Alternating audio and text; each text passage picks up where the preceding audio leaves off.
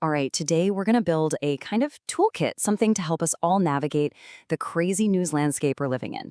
Because let's be honest, there's just so much information coming at us all the time. The key to making sense of it all is a concept called media framing, and we are going to break it down piece by piece. And this really gets to the heart of the matter, to this one massive question. Is the news just a mirror reflecting what's already happening? Or is it something more powerful? Something that actually creates the reality we all think we're seeing? By the end of this, you'll have the tools to answer that for yourself. So here's our game plan. First, we'll get a handle on what a media frame actually is. Then, we're going to get our hands on some practical tools for decoding bias when you see it. After that, we'll dig into how these frames decide who gets blamed for big social problems. And finally, we'll ask the big one, who's actually in charge of the story? Okay, so let's jump right into the core idea. What in the world is a media frame?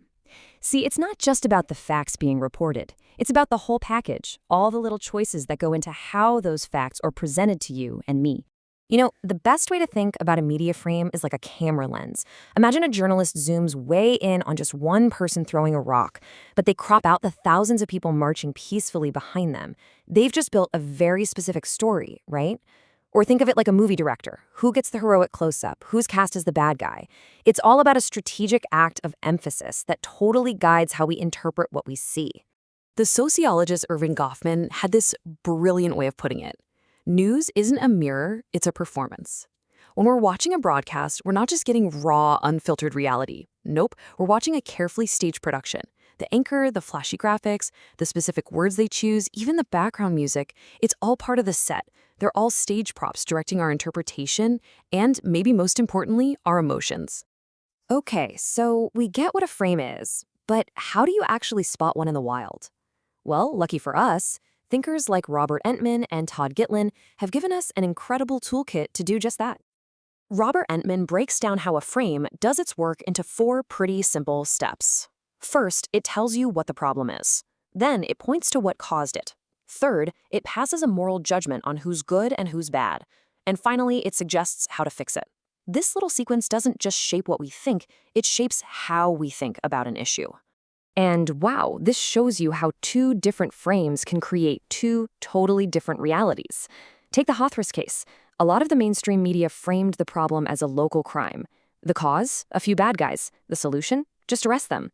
But independent media, they framed it completely differently, as a caste-based atrocity caused by a deep, systemic culture of impunity. The remedy they called for? Major structural reform.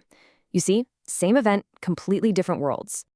Now, building on this, Todd Gitlin shows how this whole staged performance often ends up serving the powerful.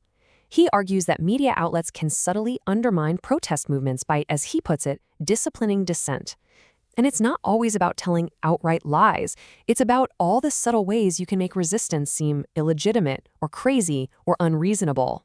And he points to some specific techniques. You've got trivialization. Remember when TV anchors called the Shaheen Bagh protesters sponsored antis? Then there's polarization, painting the farmers' protests as being hijacked by extremists. Or a huge emphasis on violence, showing that one burning bus on a loop, but ignoring the months and months of peaceful marches.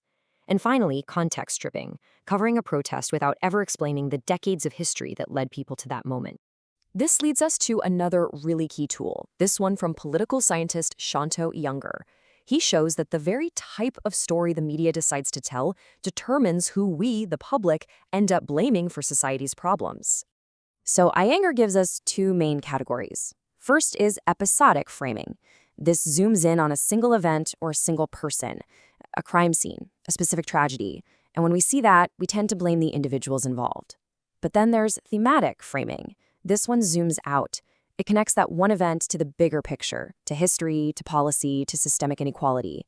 And that encourages us to question the system itself. Guess which one mainstream news loves? Episodic frames. They're dramatic, they're simple, and they don't really challenge the status quo. So here's a really practical thing you can do. The next time you're watching the news, just ask yourself this one simple question. Are they telling me a story about a few individual people, or are they telling me a story about how power actually works in our society? Right, so if frames are built by people, the next logical question is, well, who are the builders? In this last section, let's look at the structure behind the frames we see every day, and specifically, who is actually sitting in Indian newsrooms. I want you to just look at this number for a second. 89%. According to a report by Oxfam India and News Laundry, that is the percentage of leadership positions in Indian media held by people from upper castes. Just let that sink in. And this chart, it just lays it all out, doesn't it? This is not just a diversity problem, it's a knowledge problem. When the people telling the nation's stories almost exclusively come from one tiny privileged slice of society, it fundamentally changes which stories get told and, crucially, how they get told. This is not some statistical accident. It's the result of a structural design. And this has real on-the-ground consequences. It means caste atrocities get mislabeled as just local crimes. It means reporting often lacks the lived experience to really get the depth of the injustice. A so-called caste-blind approach in the newsroom becomes, in reality, a caste-denying one. And language gets twisted. A brutal police attack becomes a clash, hiding the violence behind a neutral-sounding word. Okay, let's put all of these tools together now and apply them to a really powerful case study, the 2016 Una flogging.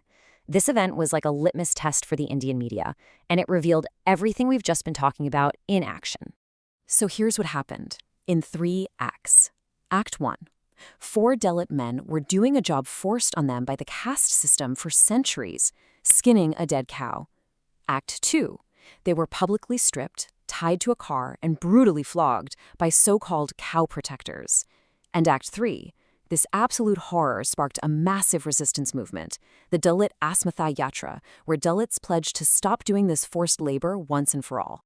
Now check this out. Using Entman's model, you can literally see the 2 competing realities the media built. Mainstream outlets said the problem was violence by cow vigilantes, a law and order breakdown. The fix? Just arrest the attackers. But counter media, they define the problem as a caste-based atrocity caused by systemic caste hierarchy. Their solution? Deep structural reform.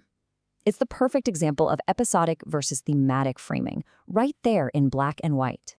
And this quote, man, it just nails the core tension here, doesn't it? The frames that big media tend to use are often about managing public opinion, about keeping the national status quo. But alternative media often frame stories in a way that demands justice, that speaks for the marginalized. So what's the big takeaway here? Framing is not just some academic theory. It's what determines if we see a problem as a personal failing or a systemic one. It shapes public policy. It decides whose pain matters and whose gets ignored. In the end, framing is how history itself gets written, and it's what determines whether justice is demanded or just kicked down the road. And that really leaves us with one final and, I think, pretty personal question. If the way a story is framed has the power to shape our reality, our politics, our sense of empathy, then the most important question we can ever ask ourselves is this: who are you allowing to frame your reality?